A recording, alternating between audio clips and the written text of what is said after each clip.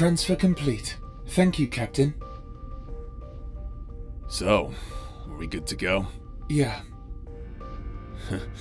You know, never thought we'd be working together again. It was unlikely, but I suppose stranger things have happened. Yeah, I guess so.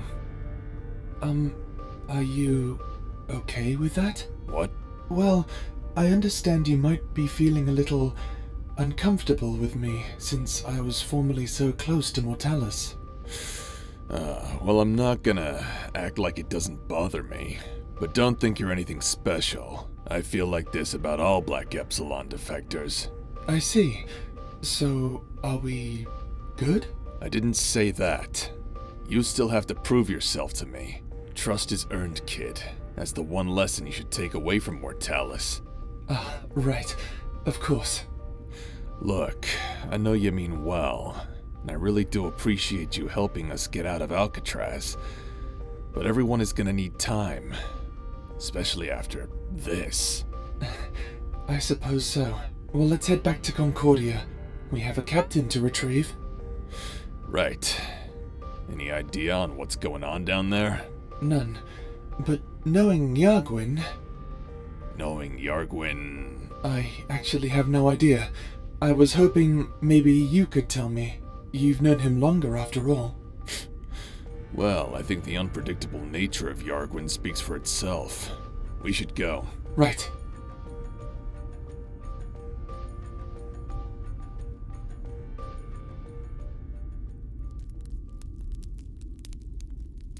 Hey, over here.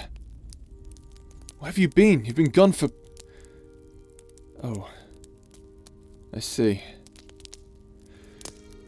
And since Calamus isn't with you, I take it... Yeah, I figured. Damn. Didn't even get a chance to say goodbye. Come on then. Sit with me. The pie is pretty comforting. Ironic, since it was for Mortalis. Guess it's for Calamus too now. What happened to, his body? Disappeared? What, like in a puff of smoke? Something like that? Well, that's a bit weird. Ugh, oh well. There's probably some kind of science behind it. How about you? You okay? No, I didn't think so. I mean, why would you be? Must feel like everything you know is a lie, right? As for me, well, I don't know what to think. What do I do now? After this? Go back to Thunderhive? Please, they'll either arrest me or make me Pirate King. And to be honest with you, I don't think I want either of those things right now. Do you know how stressful it is to be a leader like that? Where every decision you make, no matter how small or right you think you might be, it always has consequences? Ugh. I don't want to go back. Not now. Especially after everything we've been through. What about you? What do you want to do? Kentak? Wait, you mean that one planet where we... anyway, why do you want to go back there? Destroy the stones? You're right.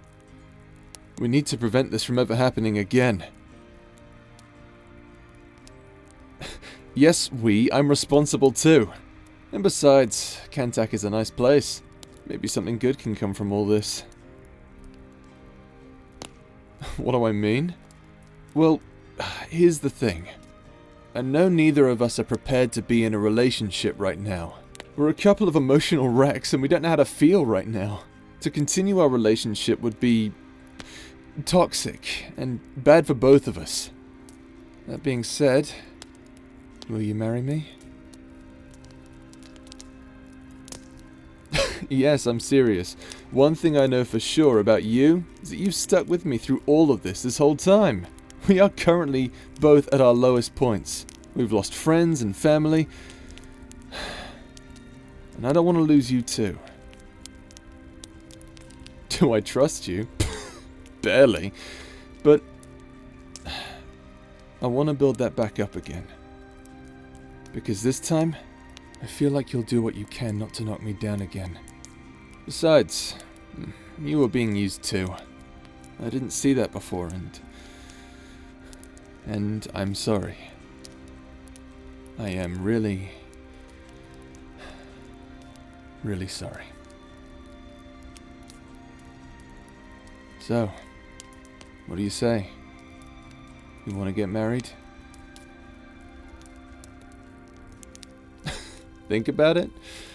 Alright, no, that's fine. You take your time.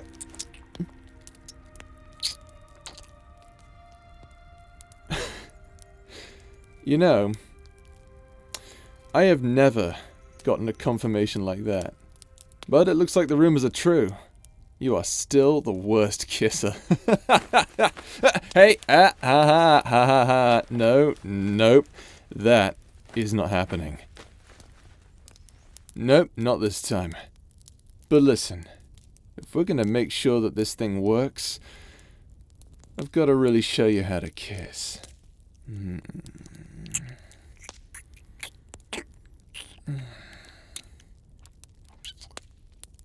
There, you see? Oh, you're turning red again. Hey, that's not a bad thing. It's cute, really. You want to hear a secret? I love you, Paradise. Oh, look at your face. Oh yeah, this is gonna work out just fine. I've actually got another secret for you. Don't worry, don't worry. This one's, well, it's a little bit more personal. For me. The thing is, I haven't opened these letters. You know, the ones you got from Forks to give to me? The ones from my parents? I haven't touched them yet.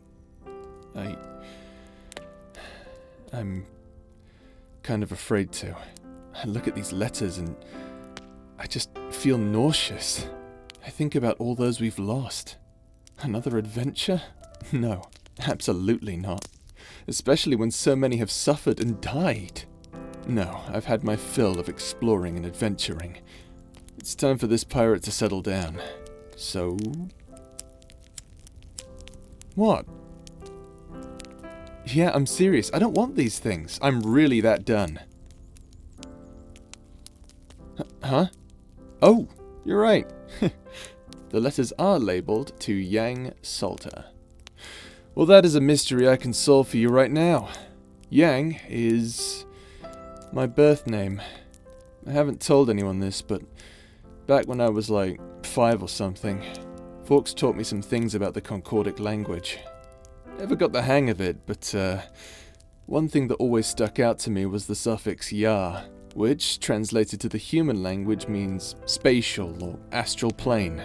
Then I found out that my grandfather, Grandpa Gwyn, was actually quite popular with the Eperons. They decided to loosely translate his name to wolf or wild animal, and I thought that was pretty cool. So little 5-year-old me went to the big old star Captain Forks and paraded around that my name was Yargwynn, 'cause it meant space wolf. Apparently that's not true though. It more accurately translates to astral animal, but let's be real here. Space wolf sounds a lot cooler. Anyway, the name kinda stuck around with me, and soon people just kinda thought that was my name. Even Forks called me Yargwynn, although maybe he just wanted to fit in. Guess we'll never really know. Anyway, where was I? Oh yeah, that's right. Something, let go of the past, make way for the future, these pitiful things hold me back from doing what I feel is right and all that. Wait, wait for what? Yes, I am sure. I don't need these letters. I don't want this adventure. I'm done. Questions I need answers to? Well, yeah, maybe. But I don't know. Sometimes it's better to leave certain questions unanswered.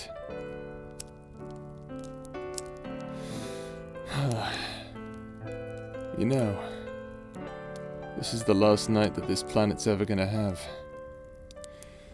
Tomorrow morning, the blood cleanser will reach the core and destroy the planet from the inside.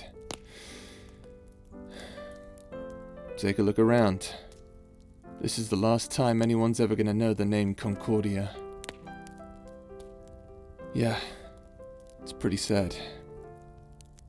How about we stay here, just for one more night? And after that, we'll go on our own big adventure. Here, take my hand. This time, we're not going to be following anyone else around. We're going to be doing things our own way.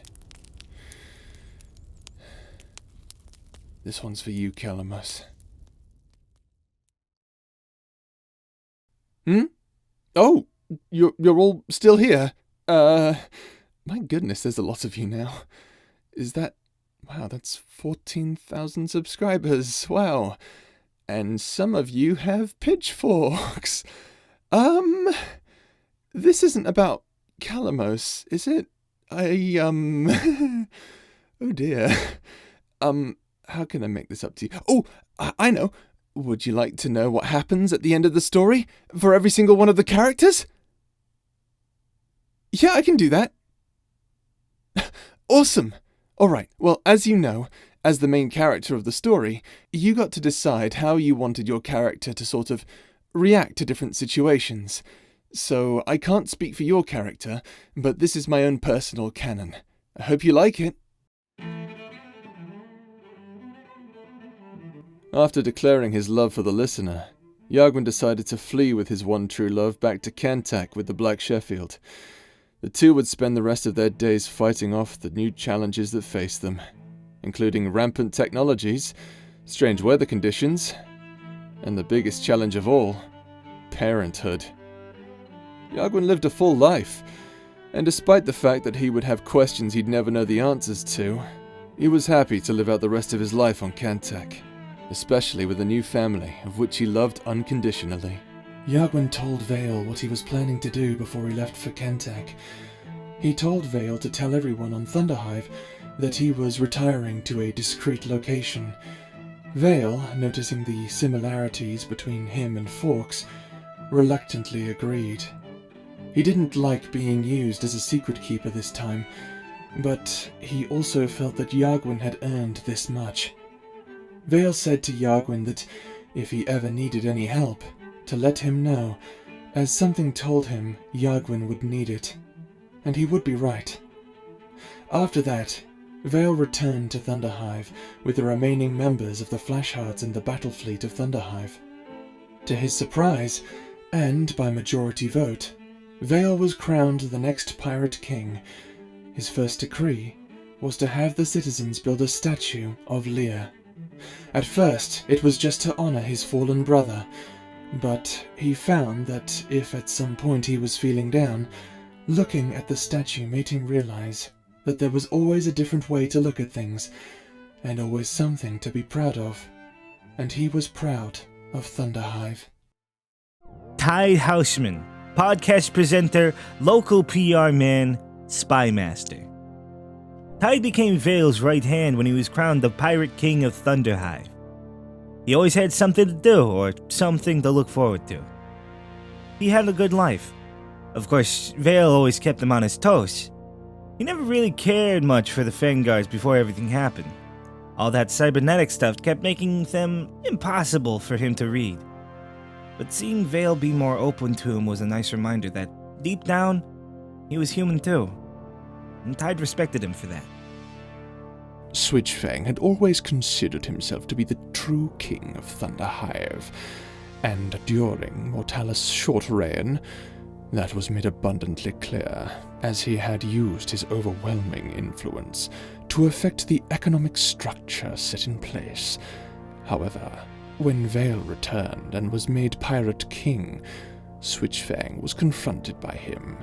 The two reached a stalemate. Switchfang could read every thought in Vale's head, but Vale had the power to shut down Switchfang's entire business simply by telling the InfoVault computer to release all hidden information Switchfang had collected.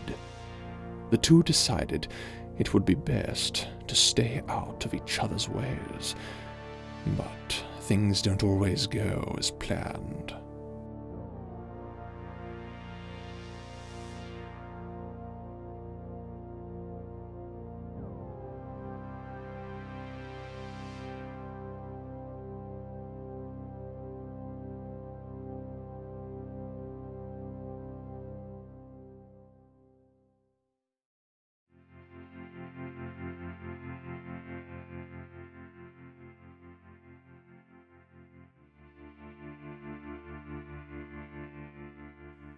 After witnessing the massacre of Concordia, Condra did her best to help the Abherans to recover. She was preferred over the humans who tried to help, who the Abherans generally shunned and would rather die than accept them. Condra wouldn't have it. If her friends wouldn't be accepted, then she wouldn't help. She returned to the Sunflare and was given diplomatic protection by Vale when she got to Thunderhive. Condra's life was hard after that. The humans and alters who lived on Thunderhive were openly discriminatory towards her. But she knew there were worse positions to be in. Besides, with Baynor around, she was never really alone. When the Sunflare returned to Thunderhive, it was retired and put into a museum. Baynor then became a full-time pilot on the Pirate King's new flagship called the Dawnstar. It was enough to make ends meet, and enough to go kickboxing on the weekends with Condra. Baynor had a rather simple life. That's just the way he wanted it. Although, crazy things did happen from time to time. After Heartburn recovered, he wasn't the same.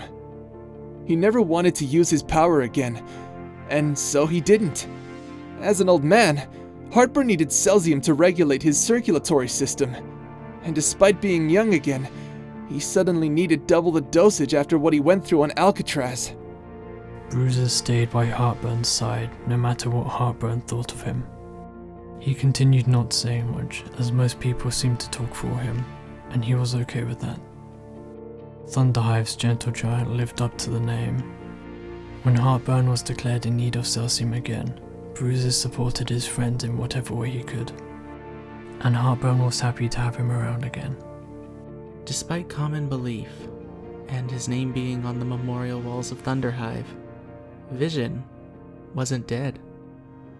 He found himself over 200 million years ago on the snowy plains of Dunmore.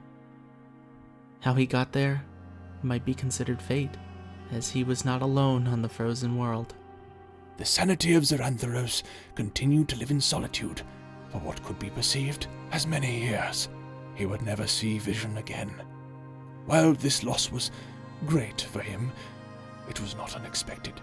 He never truly knew what happened to his old friend, but he hoped that wherever he went, his life was filled with intrigue. King Belgrade Coalstar returned to his timeline a new man.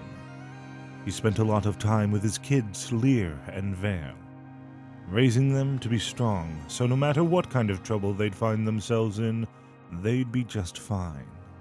Of course, this didn't take away from Belgrade's duties as father of the New Dawn. Under his leadership, the peoples and cultures of Hoag's object united, and together they faced a new threat. A dark vision.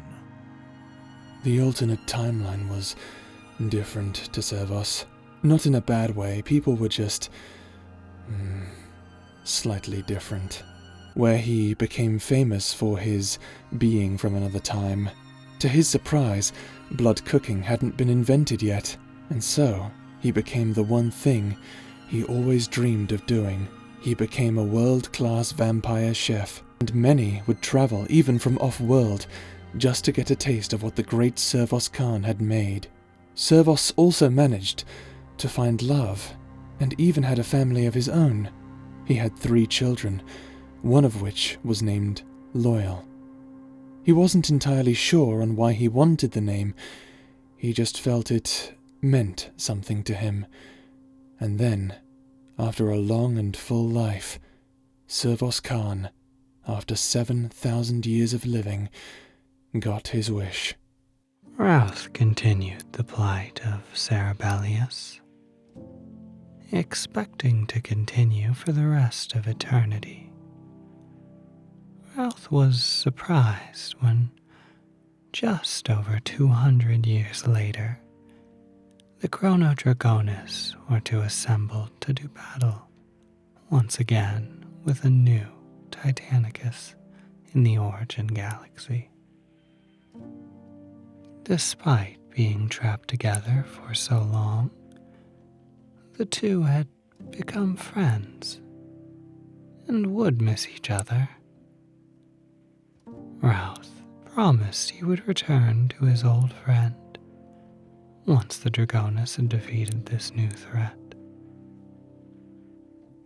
But Cerebellius never saw Routh again after that. Alanis Mirio would never see Kalamos ever again. Eventually, he would take down the anti-human barrier. And when he did, he was greeted by King Vale of Thunderhive, who welcomed the former paladin into their society with open arms. After that, Kokanja became a frequent getaway for the citizens of Thunderhive, a planet of eternal bliss for those in need. Forks was never seen again. Whether or not he saved the Landstar is a mystery to those that remained on Hoag's object. And while the people of Thunderhive would never know the truth, Forks would be known as one who died a hero. The remains of Black Epsilon scattered throughout the galaxy, but would return as a secret society in a desperate attempt to revive their fallen king Mortalis Drelmoff. Whether or not they succeeded remains to be seen. When the flesh-hot pirates attacked, and the mutneys amongst the Pirate King's fleet started up, Resper took the opportunity to flee the scene. He was never seen or heard from again. Perhaps it was for the best. Although a lot of people of different species have been known to go missing recently. Only a small amount, though. Surely, nothing to be concerned about. Shortly after dying, Kalamos' body disappeared, as though its very presence was too exhausted to continue existing. Psychorax had lost its last native octopoid. While the listener would never see him again, he wouldn't be forgotten by those who knew him. Leah's message wasn't received by anyone. He had always known it wouldn't be, but Yargwynn had taught him that it never hurts to try.